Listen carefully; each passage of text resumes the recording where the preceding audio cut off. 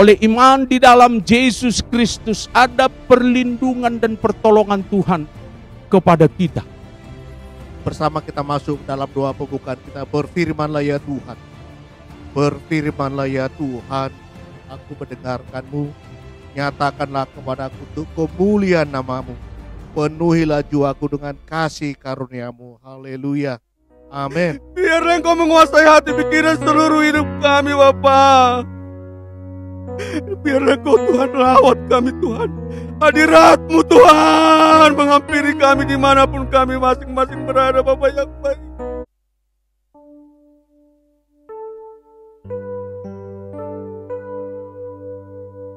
Puji Tuhan. Selamat pagi bagi kita semua. Selamat bertemu kembali melalui ibadah online ini kepada semua jemaat GBI Sidang Grogol. Kita tetap menyatakan syukur kita apapun keadaan yang sedang kita alami pada saat ini. Karena kita tahu ada Tuhan yang selalu hadir di dalam kehidupan kita, menyertai kita sampai wabah ini berlalu dari tengah-tengah kehidupan kita. Pandemik virus COVID-19 ini telah menempatkan kita semua dalam situasi yang krisis. Kita tidak sangka bahwa pusaran pandemik ini telah menyeret banyak negara, menyeret banyak orang dari berbagai kalangan masuk ke dalam pusarannya. Ketika wabah ini terjadi di negeri yang jauh, di Tiongkok, di Wuhan, kita tidak berpikir bahwa ini akan sampai di tengah-tengah bangsa kita. Dan sekarang wabah ini telah menjangkit kurang lebih 184 negara dari 195 negara yang ada di dunia. Saya membayangkan kalau saja Injil itu disebarkan dengan cara seperti ini, dalam 1 tahun seluruh dunia ini sudah dipenuhi dengan Injil Tuhan.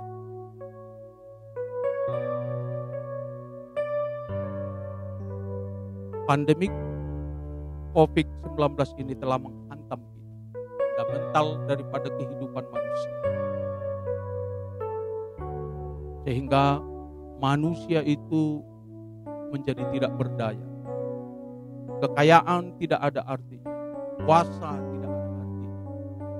Semua harus memeranginya. Semuanya dapat terdampak oleh penyakit ini. Sehingga mata seluruh dunia tertuju kepada para pemimpin negara, bagaimana mereka menyelesaikan persoalan ini. Tetapi dari sisi pengetahuan kita menyerahkan penyelesaian wabah ini kepada pemerintah. Kita menuruti semua anjurannya. Karena kita percaya ilmu pengetahuan adalah sahabat dari manusia, sahabat dari gereja. Pemerintah adalah sahabat dari gereja. Tetapi dari sisi rohani, kita tidak bisa hanya sekedar berdiam diri. Kita harus menggali kebenaran firman Tuhan. Seperti apa jawaban-jawaban yang kita peroleh dari Tuhan untuk menghadapi persoalan seperti ini. Oleh karena itu, saya mengajak kita untuk membaca satu renungan firman Tuhan yang terambil dari Mazmur 91 ayat 1 sampai dengan 13. Demikian bunyi firman Tuhan. Orang yang duduk dalam lindungan yang maha tinggi dan bermalam dalam naungan yang maha kuasa akan berkata kepada Tuhan, tempat perlindunganku dan kubu pertahananku, Allahku yang kupercayai. Sungguh dialah yang akan melepaskan engkau dari jerat penangkap burung, dari penyakit sampar yang busuk, dari kepaknya ia akan menudungi engkau. Di bawah sayapnya engkau akan berlindung. Kesetiaannya ialah perisai dan pagar tembok. Engkau tidak usah takut terhadap kedahsyatan malam, terhadap panah yang terbang di waktu siang, terhadap penyakit sampar yang berjalan dalam gelap, terhadap penyakit menular yang mengamuk di waktu petang. Walau 1000 orang rebah di sisimu dan 10.000 di sebelah kananmu, tetapi itu tidak akan menimpamu. Engkau hanya menontonnya dengan matamu sendiri dan melihat pembalasan terhadap orang-orang fasik. Sebab Tuhan ialah tempat perlindunganmu, yang maha tinggi telah kau buat tempat perteduhanmu. Malapetaka tidak akan menimpa kamu, dan tulah tidak akan mendekat kepada kemahmu. Sebab malaikatnya akan diperintahkannya kepadamu untuk menjaga engkau di segala jalannya. Mereka akan menatang engkau di atas tangannya, supaya kakimu jangan terantuk kepada batu. Singa dan ular tedung akan kau langkahi. Engkau akan menginjak anak singa dan ular naga. Puji Tuhan.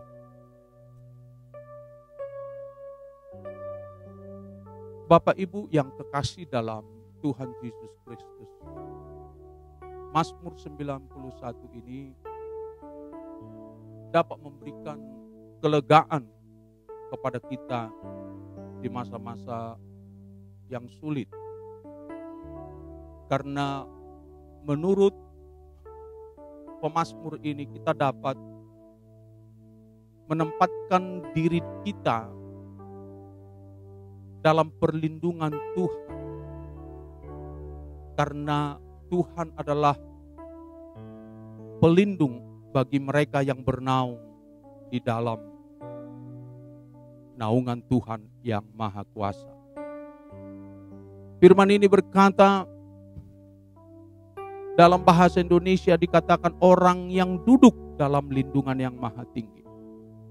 Tetapi saya lebih menyukai dalam bahasa Inggris karena lebih tepat di hati kita. Karena dia katakan di sini, He who dwells in the secret place of the Most High. Artinya bahwa orang yang tinggal dalam tempat rahasia dari Allah yang maha tinggi.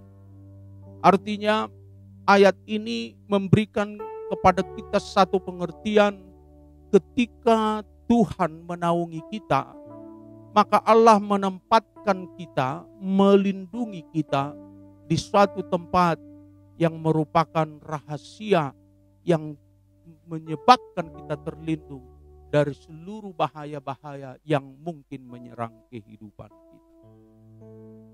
Sehingga kita bisa percaya, karena dikatakan di sini yang maha tinggi. Artinya kita sedang berbicara tentang Allah yang menciptakan segala sesuatu yang ada. Allah yang memiliki otoritas terhadap segala makhluk. Sehingga perkataan daripada pemazmur ini bukan sekedar hanya retorika-retorika, tetapi merupakan satu perkataan yang telah melindungi banyak orang. Beribu-ribu tahun orang-orang percaya selalu berlindung kepada Tuhan. Karena mereka tahu Allah itu sanggup menjadi tempat perlindungan, menjadi kota benteng bagi orang-orang percaya. Saudaraku yang kekasih dalam nama Yesus Kristus, sayangnya saudaraku, situasi yang kita hadapi pada saat ini telah membuat kita sebagai orang percaya panik dan takut. Kadangkala ketika kita memperhatikan apa yang sudah kita lakukan, kita melihat orang lebih takut datang ke gereja daripada ke kantor, daripada ke tempat lain. Padahal kalau dilihat dari ukuran dunia ini pun gereja sudah menjadi tempat yang paling aman. Karena sudah tidak lagi dikunjungi orang. Dan sudah dibersihkan, disinfektan. Sehingga tempat ini menjadi sunyi tetapi bersih dari semua penyakit ini. Justru saya melihat kita harus berjaga-jaga di rumah kita masing-masing. Di kantor kita masing-masing. Karena di gereja tidak ada orang, tidak mungkin penyakit itu datang ke tempat ini. Oleh karena itu saudaraku, kita adalah orang-orang yang percaya. Kita percaya hidup kita ini adalah milik Tuhan. Sekalipun kita ada kepanikan, ada ketakutan. Tetapi sebagai orang percaya kita tidak boleh melupakan bahwa ada Allah yang menjadi tempat perlindungan bagi kita. Itu sebabnya Pemazmur 61 ayat 4 itu berkata, sungguh engkau telah menjadi tempat perlindunganku, menara yang kuat terhadap musuhku. Bahkan di dalam Mazmur 73 ayat 28 itu berkata, tetapi aku suka dekat pada Allah, aku menaruh tempat perlindunganku pada Tuhan Allah. Saudara-saudara yang kekasih dalam nama Yesus Kristus, iblis pernah mengutip Mazmur 91 ayat 11 dan 12 ini ketika dicobai oleh iblis. Ketika dia mencobai Tuhan Yesus di dalam Lukas 1-9 itu. Dia menantang Tuhan Yesus untuk menjatuhkan dirinya dari hubungan bait Allah. Menurut iblis, karena iblis juga tahu bahwa firman itu adalah satu firman yang hidup yang datang dari Allah. Dia berkata kepada Yesus, jatuhkanlah dirimu. Maka malaikat-malaikat Tuhan akan menolong engkau. Dia akan menatang engkau. Tetapi Tuhan Yesus kembali mengutip firman Tuhan kepada iblis. Dia berkata bahwa tidak boleh mencobai Allah. Dengan pengertian saudaraku bahwa pemenuhan daripada Mazmur 91 ini adalah ketika Yesus melewati masa-masa sulit dalam kehidupannya melalui penderitaan dan salib. Sehingga melalui penderitaan dan salib Kristus itu, maka ketika orang percaya datang kepada Allah untuk meminta perlindungan dan pertolongan, maka ayat ini menjadi hidup. Karena Yesus sudah memenuhi apa yang dituntut oleh Pemazmur 91 ini.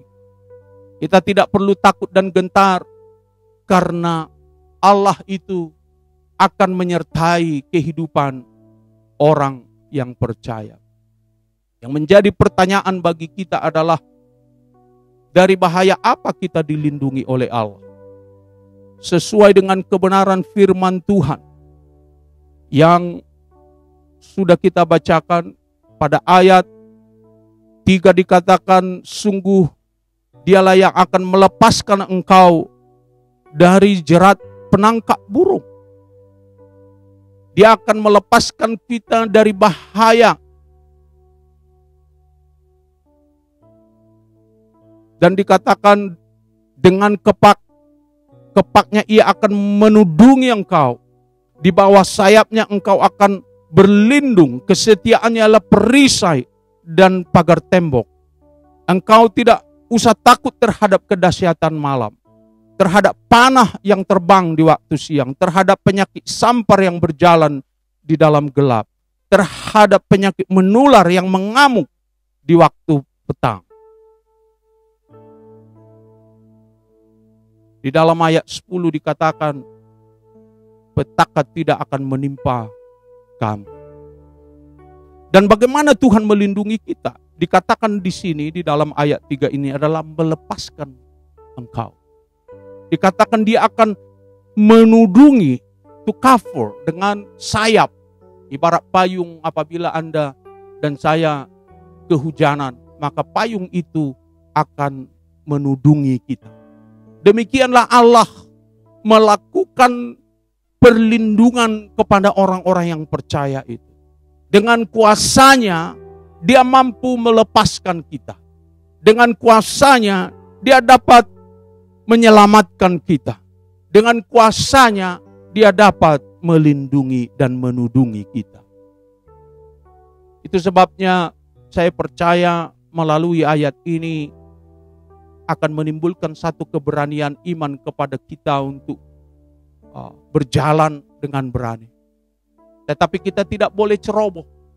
Kita tidak boleh menentang apa yang menjadi anjuran daripada pemerintah kita. Karena seperti yang saya katakan bahwa pemerintah, ilmu pengetahuan adalah sahabat dari orang percaya.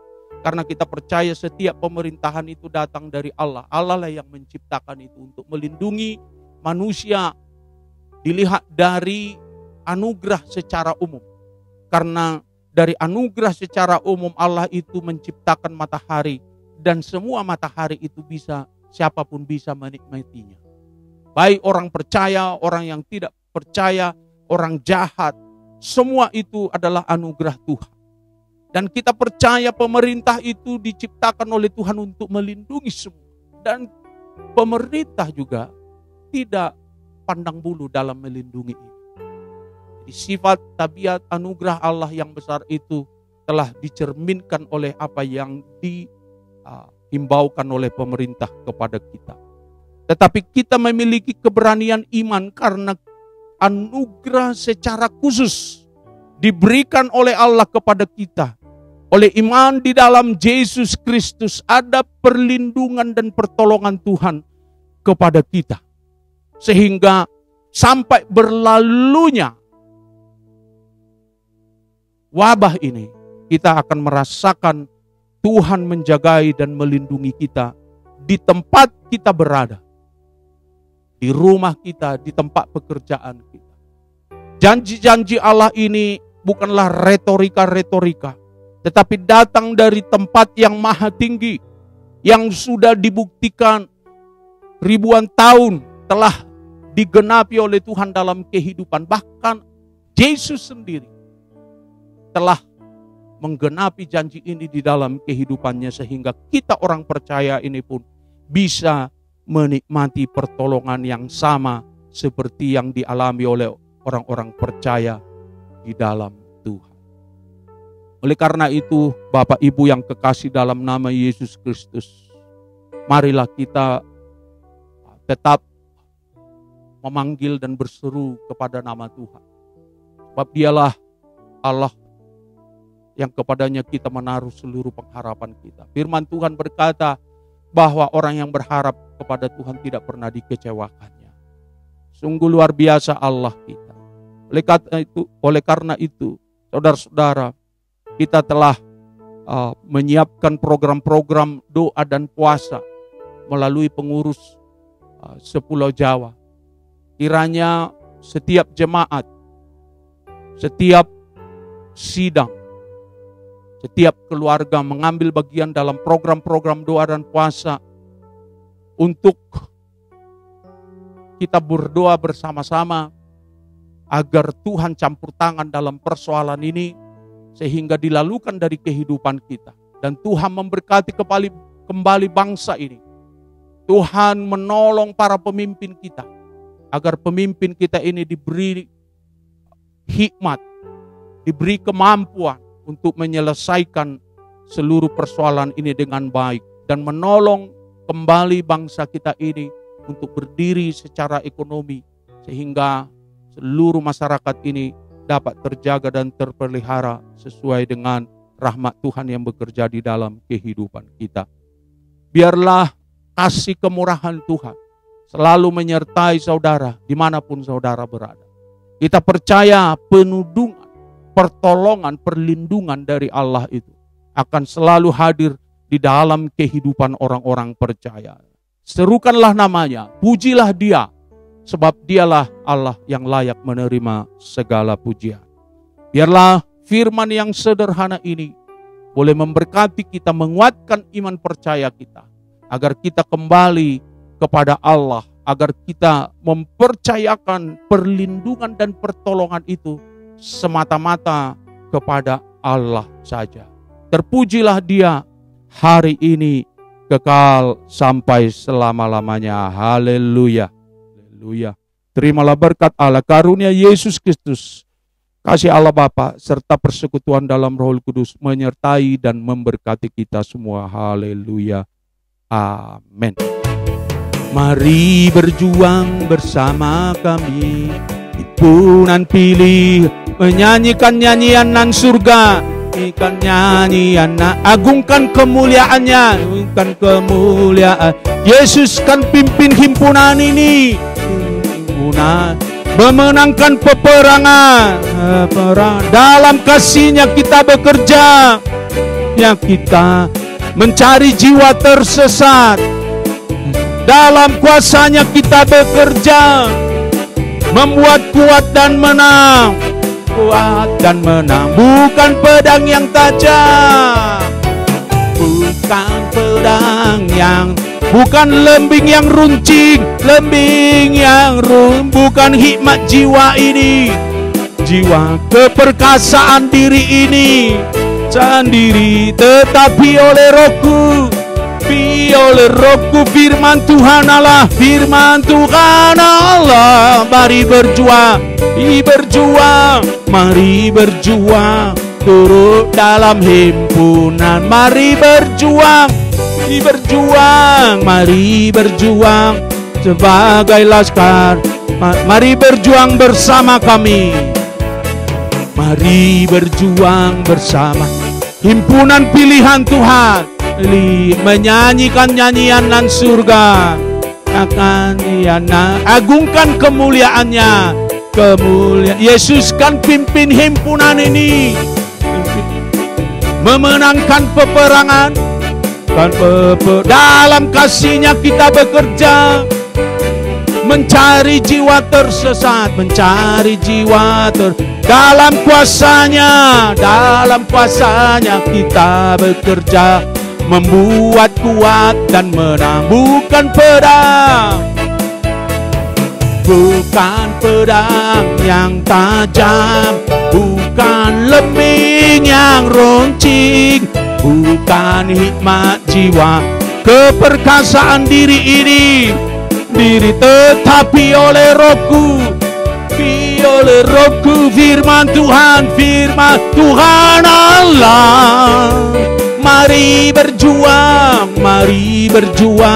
turut dalam himpunan. Mari berjuang sebagai laskar Kristus.